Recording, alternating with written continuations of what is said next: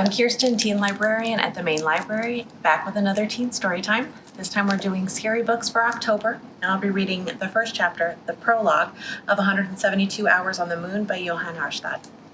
Prologue, February 2010. Gentlemen, it's time, Dr. Redacted said, eyeing the 7 men in suits seated around the large conference table. They were some of the most powerful people in the country, together in the largest meeting room at NASA headquarters in Washington, D.C. It was nearing 11 o'clock at night.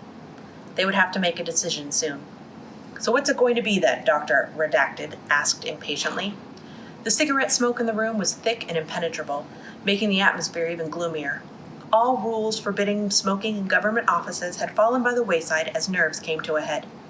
Well, one of the 7 began, chewing on his pencil, it's an incredibly risky proposition. You must know that. Is it really worth it? People had already completely lost interest in the moon missions before the last launch in 1972, another one said. Why do you think they'd be on board with us going back? It could be done, a third said. We could tell them there's a good chance of finding large amounts of tantalum-73 at the moon's south pole. The room was suddenly buzzing, the tension starting to crescendo. You don't want to go back to the South Pole, trust me. Of course not. It'll kill you. I'm aware of that. If you ask me, I say leave the whole place alone. Gentlemen, Dr. Redacted interrupted, do you have any idea how important a discovery tantalum-73 would be? Most current technology is dependent on this material. People would be throwing money at us. So we're going up there to search for natural resources? I thought, one of the other men said. Dr. Redacted interrupted him again. No, we're not. The chairman of the Joint Chiefs of Staff cleared his throat. Let me put the cards on the table for you, gentlemen. We are not going to the south pole of the moon, and whether or not tantalum-73 is found on the moon is completely immaterial. Confusion spread through the room. I presume some of you are familiar with Project Horizon, he continued. The man who had spoken first asked, You mean the research done in the late 50s? The plans to build a military base on the moon? I thought it was scrapped. Dr. Redacted shook his head. The base isn't military. He looked at the chairman of the Joint Chiefs. It's just a research station, isn't that right? The chairman didn't answer. He gave the man a friendly look. It's called Darla 2. It was constructed in the 70s under the name Operation DP7. But why in the world? Why haven't any of us heard of it before? All information concerning Darla 2 was classified top secret until just recently, for security reasons. He paused for a second, pondering whether or not he ought to say any more. Dr. Redacted beat him to it, explaining, Darla 2 was built from 1974 to 1976, but the base is in the Sea of Tranquility, where, as you know, Armstrong and Aldrin originally landed in '69. None of the other landings occurred there. Why was it built? One of the men who had been quiet up until that point asked. We found something, Dr. Redacted replied. Could you elaborate? We don't know what it is. The plan was to continue our studies and station personnel on the moon, but as you know, after 1976, we lost most of our funding. And as I hinted, finances weren't the only reason the moon program was terminated. The truth is that what we found up there is not the type of discovery for which one receives money for further research. We would have been asked to leave it alone. So we pretended it never existed, and anyway, the signal disappeared. Until it showed up again last fall, the chairman of the Joint Chiefs added. The signal? It? What is it? One of the confused men exclaimed. Dr. Redacted looked at the man who had spoken, then leaned over and pulled something out of his briefcase. He set a folder on the table and pulled out a 4x6 photo. This picture was taken on the moon by Apollo 15's James Irwin. The astronaut in the photo is David R. Scott. But who was the other person in the background? One of the men asked. We don't know. You don't know? What the hell is going on here? There's a proper time for everything, gentlemen. All the information you're asking for will be made available once we've unanimously voted to proceed with the plan, which, I may remind you, the president himself is in full support of. Now, can we discuss how we're going to explain the fact that we've had an unused base sitting up there for 40 years without anyone finding out about it? Unused? Are you trying to say that no one has ever stayed at this base before? One of the astronauts in the room asked. What about the people who built it?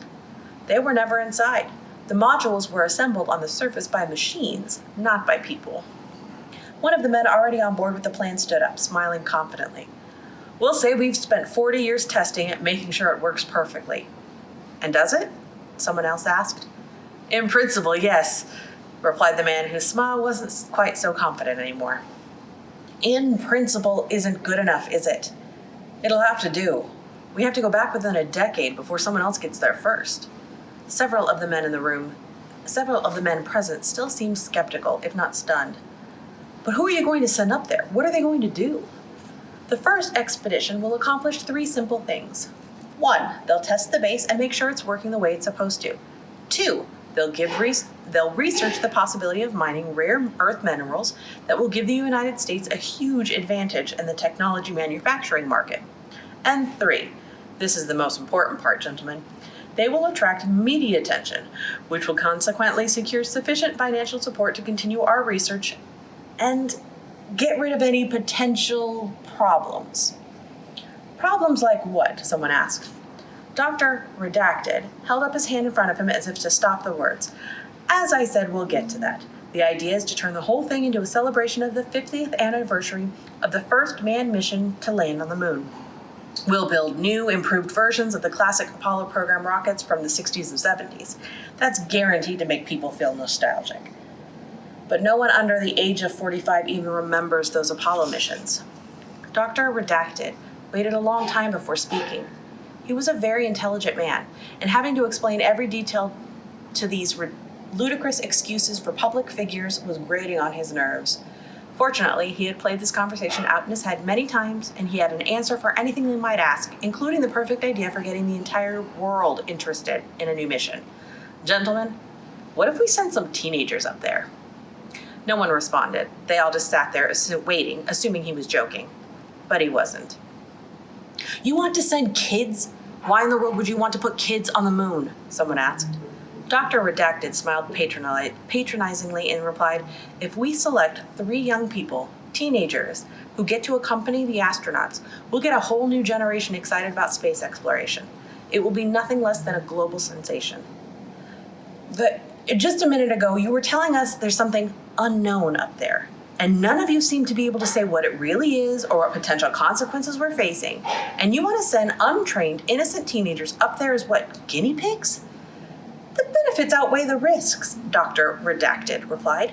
The probability of anything happening is small in the specific area of operation, and the astronauts will have the opportunity to set up important equipment and perform the necessary studies. For the sake of simplicity, I think it's best to look at this as 2 missions in one. The first, our part, is to research the potential mining of tantalum-73. I thought you said we would not actually look for tantalum at all. We won't. Then he went on. The second part will be the teenagers' mission, which will be little effort for them. The media attention will be automatic. They'll portray this as a glamorous space version of a trip to Disneyland.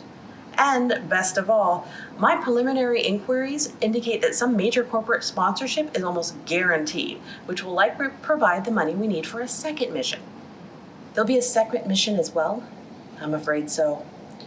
You want kids to go on the second one as well? No. Dr. Redacted held up 2 thick envelopes marked top secret. Teenagers on the moon, gentlemen, is the solution we've been looking for. The door opener. But how will you decide who gets to go? Dr. Redacted smiled again, even more slyly, and replied, we'll hold a lottery.